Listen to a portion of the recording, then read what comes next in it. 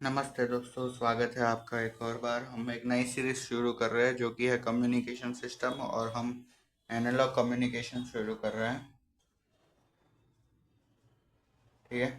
ऐसी एक और सीरीज शुरू होगी इसके साथ साथ, जो कि होगी डिजिटल कम्युनिकेशन की। एंड हम पहले इसके ब्लॉक डायग्राम से शुरू करते हैं एनालॉग कम्युनिकेशन के। एंड देखो, पहले यहाँ पे हम इनपुट देंगे सिग्नल का। ठीक है। फिर वो जाएगा ट्रांसड्यूसर में। ट्रांसड्यूसर बेसिकली ऐसे डिवाइसेस होते हैं जो कोई भी सिग्नल को इलेक्ट्रिकल सिग्नल में कन्वर्ट कर सकते हैं। ठीक है। और उसका उल्टा भी कर सकते हैं, जो कि हम इधर आउटपुट के वक्त देखेंगे। तो इनपुट सिग्नल आएगा, फिर ट्रांसड्यूसर उसको कोई भी सिग्नल से जैसे मान लो साउंड साउंड दे रहे हैं हम इनपुट में। ठीक है। तो ट्रांसड्यूसर क्या करेगा, साउंड को इलेक्ट्रिक में बदलेगा। फिर ट्रांसमीटर ब्लॉक में हम देखेंगे एम्पलीफिकेशन और वो सब प्रोसेस होगी। फिर चैनल आएगा बीच में। एंड चैनल आप कह सकते हो वायर हो सकता है, या आजकल जो वायरलेस कम्युनिकेशन और ऑप्टिकल फाइबर्स हैं ये सब हैं। फिर रिसीवर ब्लॉक होगा, जिसमें सपोज यहाँ पे मॉड्यूलेशन हुआ है तो यहाँ पे डीमॉड्यूलेशन होगा, और एम्पलीफिकेशन होगा सिग्नल का। तो उसका जो भी रिवर्स प्रोसेस होती है वो सब होगा, मतलब बेसिकली इसका रिवर्स होगा। एंड आउटपुट ट्रांसड्यूसर में इलेक्ट्रिकल सिग्नल को हम सपोज यहाँ पे साउंड भेजा हो तो यहाँ फिर वो इलेक्ट्रिकल में जाएगा। एंड यहाँ से इलेक्ट्रिकल टू साउंड होगा। मैं आपको प्रैक्टिकल बताता हूँ कैसा है। एंड यहाँ से हमें आउटपुट मिलेगा। तो अब इसे ध्यान से देखना। जैसे मान लो एक माइक्रोफोन है। ठीक है।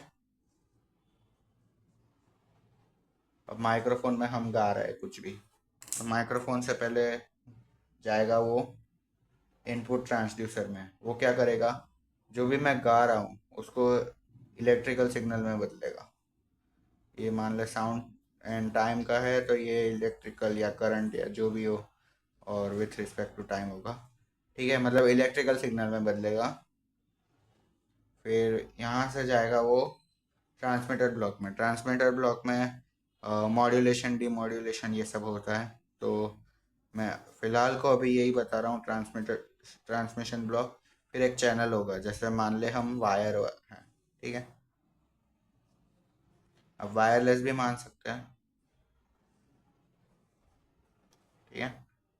वायर, फिर चैनल से यहाँ पे एक रिसीवर ब्लॉक होगा, और यहाँ से आउटपुट ट्रांसड्यूसर में होगा, जो कि एक हम मान सकते स्पीकर। ठीक है। वो क्या करता है, इलेक्ट्रिकल सिग्नल को साउंड सिग्नल में वापस बदलता है। तो अगर मैंने माइक में कुछ गाया तो यहाँ पे आपको सुनाई देगा।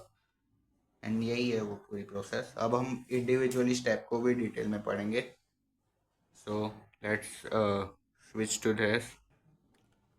ये है एक सिंपल वर्जन उसी ब्लॉक डायग्राम का, एंड मैं हर एक स्टेप के बारे में अब बताऊंगा। तो इनपुट सिग्नल यानी कि फॉर एग्जांपल मान लो आप टेक्स्ट हो सकता है, वीडियो, वॉइस या इमेज। वो हमने क्या किया, वो हमने इधर से भेजा इनपुट ट्रांसड्यूसर में। अब इनपुट ट्रांसड्यूसर क्या करेगा, ये कोई भी नॉन इलेक्ट्रिकल सिग्नल को इलेक्ट्रिकल सिग्नल में बदलेगा, जैसे हमने देखा था माइक्रोफोन के वक्त। ठीक है। यहाँ से ये जाएगा ट्रांसमिशन ब्लॉक में, ट्रांसमीटर ब्लॉक में। ट्रांसमीटर ब्लॉक में बहुत सारी चीज़ें आती है, जैसे जैसे मिक्सर्स हो गया, एम्पलीफायर्स हो गया, फिल्टर्स, एंटेना और मॉड्यूलेटर्स। अब जैसे ये ट्रांसमीटर ब्लॉक से चैनल में जाता है, उसमें नॉइज ऐड होता है, नॉइज या डिस्टॉर्शन। और चैनल की दो टाइप्स होती है, वायरलेस और वायर्ड में भी और दो, ऑप्टिकल केबल्स और कॉपर केबल्स। ठीक है। यहाँ से फिर वो जाता है रिसीवर ब्लॉक में, जहाँ पे होते हैं एंटीना। मॉड्यूलेटर्स की जगह पे डीमॉड्यूलेटर होते हैं, फिर एम्पलीफायर और फिल्टर्स। यहाँ से फिर वो आउटपुट ट्रांसड्यूसर में जाता है, जो कन्वर्ट करता है इलेक्ट्रिकल सिग्नल्स को नॉन इलेक्ट्रिकल सिग्नल्स में, जैसे कि स्पीकर्स। अब देखिए, यहाँ से यहाँ जाने में फ्रीक्वेंसी और एनर्जी दोनों लो होते हैं। फिर यहाँ से यहाँ जाने में फ्रीक्वेंसी और एनर्जी दोनों हाई होते हैं। लेकिन यहाँ से यहाँ में वो सिग्नल होता है, और यहाँ से यहाँ वो इलेक्ट्रोमैग्नेटिक वेव की तरह ट्रांसफर करता है। Same channel to receiver block में भी वो इलेक्ट्रोमैग्नेटिक वेव होता है, लेकिन फ्रीक्वेंसी हाई होती है, एनर्जी कम हो जाती है। एंड रिसीवर से ट्रांसड्यूसर के वक्त फ्रीक्वेंसी कम और एनर्जी हाई होती है और फिर से वो सिग्नल बन चुका होता है इलेक्ट्रिकल, ठीक है। So thanks for watching. हम आगे कंटिन्यू करेंगे इस सीरीज़ को, एंड साथ साथ में ही जैसे मैंने बोला हम डिजिटल कम्युनिकेशन के भी सीरीज़ चालू करेंगे, तो जुड़े रहना।